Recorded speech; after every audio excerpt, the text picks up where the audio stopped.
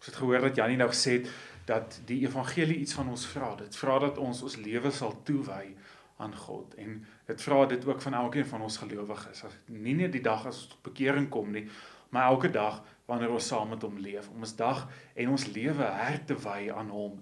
En weer deel te maak en seker te maak hy is deel van ons lewe. Maar daar's 'n belangrike aspek wat ons tog nooit moet vergeet nie, dat daar sekere karaktertrekke en kenmerke is wat moet deel wees van 'n gelowige se lewe. En Galasiërs 5 praat mooi daarvan en noem dit die vrug van die Gees wat deel moet wees van ons lewe. En terwyl ek soms so praat, dink ek aan Paulus, wat eers Saulus was en Saulus toe hy tot bekering gekom het en toe nou Paulus word daar op die pad van Damaskus, het hy so 'n radikale bekering gehad dat alles in sy lewe verander het. En mense wat ek glo op 'n stadium uit Paulus se vorige lewe om toe ontmoet het, na hy naamsverandering gehad het, na hy sy ontmoeting met die Here gehad het, mense wat hom toe ontmoet het, het gesê, maar ja, ek sien iets anders in jou lewe, Paulus, daar's iets wat nie meer deel is van jou nie. Of mense wat gehoor het van hom, want Paulus was baie berig vir al die verkeerde dinge wat hy gedoen het, en die mense wat hy vervolg het gesê, maar dit wat ons nou in Paulus se lewe sien, stem nie ooreen met dit wat ons in die verlede gehoor het van hom nie. So Paulus het die karakter gedra van iemand wat tot bekering gekom het. Paulus het die vrugte, die vrug geleef van wat dit regtig beteken om die Here lief te hê. En dis waarom die vrug van die Gees, waar hy dan ook later in Galasiërs 5 skryf, eintlik vir ons so 'n belangrike rigsnoer is, of deel moet wees van ons lewe as ons sê dat ons 'n gelowige is.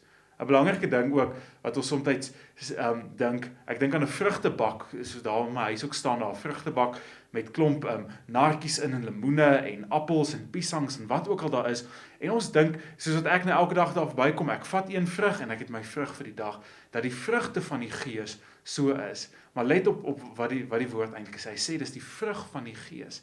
En daar's nie van, ons kies elke dag 'n nuwe vrug, wat ons vandag mee wil besig wees nie, maar die vrug van die Gees is alles. Die vrug van die Gees is al hierdie dinge, wat Paulus dan daar in Galasiërs 5 vanaf vers 22 beskryf, en al hierdie dinge moet in realiteit deel wees van ons lewe. Ons kies nie vandag vir die een en môre vir die ander een nie, maar ons kies om elke dag dit alles deel te maak van ons lewe.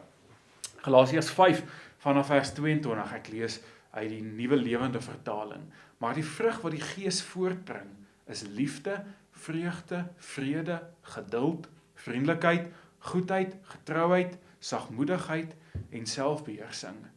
En jy kan sommer aan jou lewe dink, nou, daar waar jy nou is. Hoe het ek nodig om aan hierdie dinge te werk in my lewe? Waar kort ek meer liefde? Waar kort ek om die Here se liefde duidelik te maak en sigbaar te maak? Waar het ek sy vrede nodig? Waar het ek nodig om selfbeheersing toe te pas? Waar het ek nodig om bietjie geduld te hê?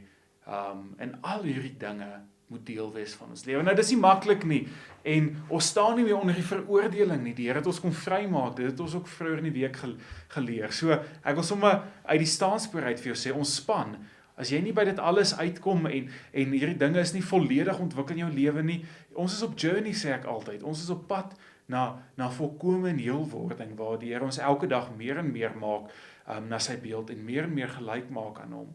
So ons kan ook rustig met onsself wees, maar in hoe mate kom hierdie dinge uit in jou lewe? En ons het nodig om onsself soms die harde vrae te vra. Soms moet ons in die spieël gaan staan en sê, maar as ek vandag, as my lewe weerspieël word, of reflekteer, wat reflekteer ek aan die einde van die dag daar? Kom die vrug van die Gees daaruit, of kom daar dinge wat nie deel is daarvan, word dit elke dag weerspieël?